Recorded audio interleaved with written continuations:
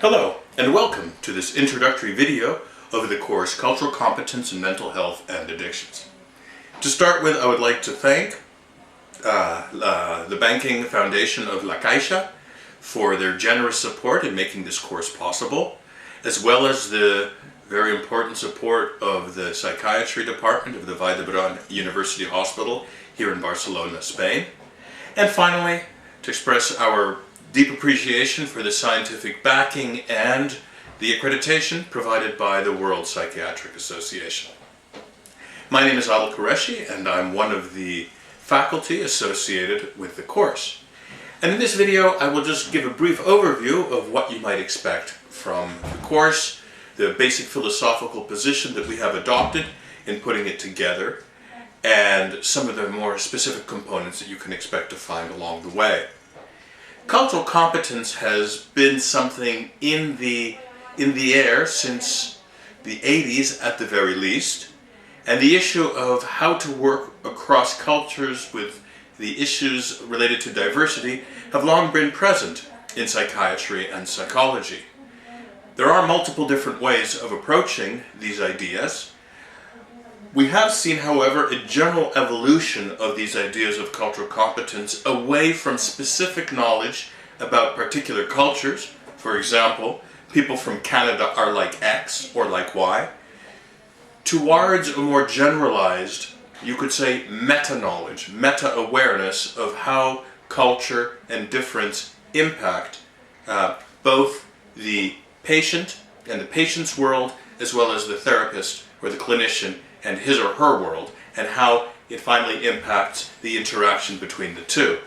Hence, you could say a more generic approach that is applicable to pretty much any clinician working in almost any environment with almost any patient.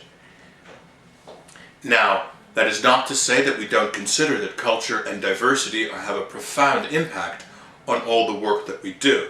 We simply have our doubts that knowledge about specific cultures is going to be hugely useful or indeed feasible given how busy most of us are. Okay, that being said, a big part of the focus of the course is on the clinician and his or her cultural filters and preconceptions related to what patients are, how they behave, what is normal behavior, and how issues related to what we call psychopathology might show up in the consulting room or elsewhere. We will be reviewing all of these elements broken down into the standard competency domains of attitudes, skills, and knowledge. We will start the course with an introduction, giving an overview of some of the key elements related to the very notion of cultural competence. In the second module, we will go into some detail about the attitudes, as we will say perhaps the most difficult aspect of cultural competence has to do with where we as clinicians are coming from, having our ways of seeing the world, of making sense of things challenged by other ways of seeing things. This, as I said, for many is the most challenging module, because suddenly we don't get to be the experts acquiring knowledge, but we have to be willing to question and problematize aspects of ourselves that we may never have taken into consideration. Then we move on to skills, and thinking about the sorts of skills you as a clinician will need to interact effectively with your patients of different cultures, religions, and races. And finally, the fourth basic module is focused on on knowledge. And although I have just said that we don't need to have extensive knowledge about specific cultures, there is a lot that we can know about. Again, generic knowledge about how culture and diversity impact multiple aspects of human experience and therapeutic interactions. And finally, we have a fifth model that is focused more on specialized populations. So, we hope that the course will be interesting and engaging. One of the things that you'll find as you move through the course is that there are many opportunities, indeed invitations, for you to share your ideas and your thoughts.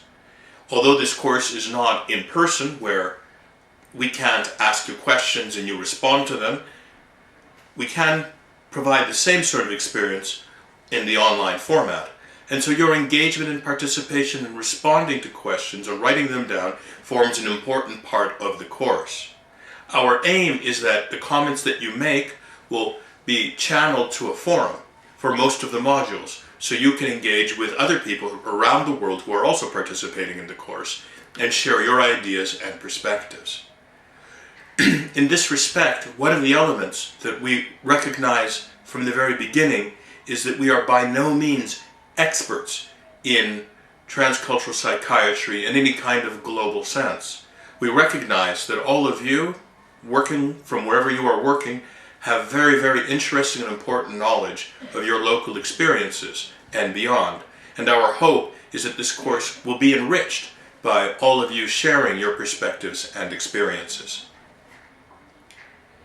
We also invite you to let us know through the various different forums on the Moodle program about questions, doubts, complaints, so that we can continually respond to your needs to make the course as useful and as meaningful as possible.